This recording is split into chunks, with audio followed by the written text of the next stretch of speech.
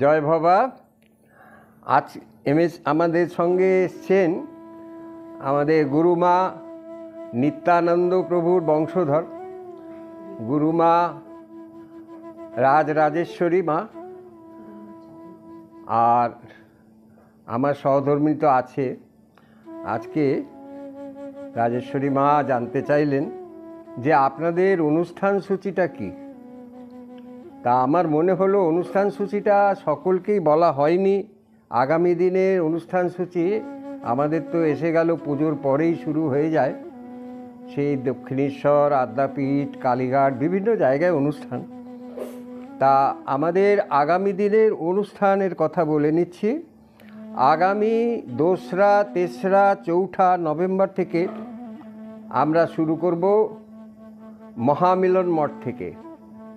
অধ্যক্ষ বিঠ্ঠল মহারাজ সেই মহামিলন মঠে এবার প্রথমবার হচ্ছে। তারপরে আগামী 16ই 17ই নভেম্বর আমরা দক্ষিণেশ্বর কালী মন্দিরে ঠিক করে রেখেছি। এখনও সেটা অনুমতি সাপেক্ষ। প্রতি বছরের মতনই 3:30 সময় শুরু হবে প্রবেশ অবাধ। তারপরে আমাদের হবে কোথায়? আদ্যাপীঠ। আদ্যাপীঠ মন্দিরে 6 দিন ব্যাপী অনুষ্ঠান। সেই 26শে নভেম্বর থেকে 1লা ডিসেম্বর 6 দিন, 26, 27, 28, 29, 30, 1লা ডিসেম্বর। এরপরে আমাদের একটা প্রোগ্রাম রাখা হয়েছে। এবার আমরা লঞ্চে যাত্রা করছি না, স্টিমারে যে লঞ্চে যাত্রা হয় সেই যাত্রা করছি না। এবার আমরা অযোধ্যা যাত্রা করছি। অযোধ্যায় দলবল নিয়ে আমরা যাব 20, 21, 22। এটা জানুয়ারি মাসে। কিন্তু এর জন্য 6ই অক্টোবর মানে 6 বা 7 অক্টোবর মাসে প্রথম সপ্তাহের মধ্যে আমাদের নাম, ঠিকানা, বয়স এটা সম্পূর্ণ দিতে হবে। এবং যারা স্লিপার কোচে যেতে চান তাদের জন্য 3000 টাকা, আর যারা এসি কোচে যেতে চান তাদের জন্য 4500 টাকা ধার্য হয়েছে। ওখানে এসি হোটেল, ঘোরা, খাওয়া দাওয়া সমস্ত কিছু তার মধ্যেই ব্যবস্থা থাকবে। এরপরে আমরা যে একটা মানব ধর্ম শোভাযাত্রা করি, র্যালি, মোটর র্যালি করে থাকি, সেই মোটর র্যালিটা কিন্তু আমরা এবারে করছি না। এবার করছি সেই আমরা স্বামীজির বাড়ি অর্থাৎ হেদুয়া থেকে শুরু করে স্বামীজির মূর্তিতে মালা পরিয়ে আমরা যাত্রা করব আদ্যাপীঠ পর্যন্ত।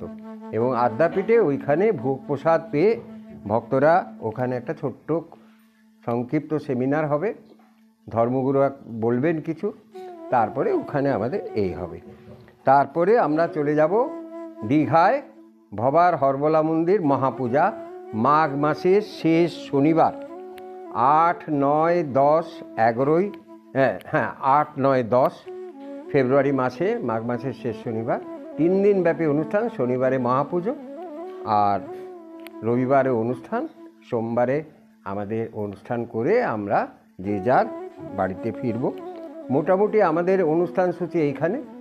যারা সম্মেলনে অনুষ্ঠানে অংশগ্রহণ করতে চায় তাদের জন্য বলে রাখছি, তাদের জন্য একটা ধার্য আছে। আমরা একটু মেম্বারদের সুযোগ দিয়ে থাকি। সাধারণত যারা গান করে বা তারা একটা মেম্বারশিপ চাঁদা আমাদের 800 টাকা বা 1000 টাকা একটা দিয়ে বার্ষিক চাঁদা দিয়ে, তাতেই তো আমাদের খরচ চলে। তা আমরা সেটা দিতে বলছি। আর আগামী 6ই অক্টোবর আমাদের এজিএম জেনারেল মিটিং। আর জেনারেল মিটিংয়ে আমরা আলোচনা করে আরও যারা ভক্তরা আসবে তাদের নিয়ে আলোচনা করে আমাদের কিছু যদি রদবদল করা থাকে সেগুলো করব। আজকে এই পর্যন্ত অনুষ্ঠান সূচি জানালাম। আর যদি কারো কিছু বলার থাকে আমার টেলিফোন নাম্বারে যোগাযোগ করে বিশদভাবে জানতে পারেন।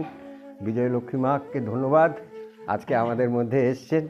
আর মানে রাজরাজেশ্বরী মা আমার সহধর্মিণী আছে সঙ্গে। জয় ভবা, সবাই ভালো থাকবেন।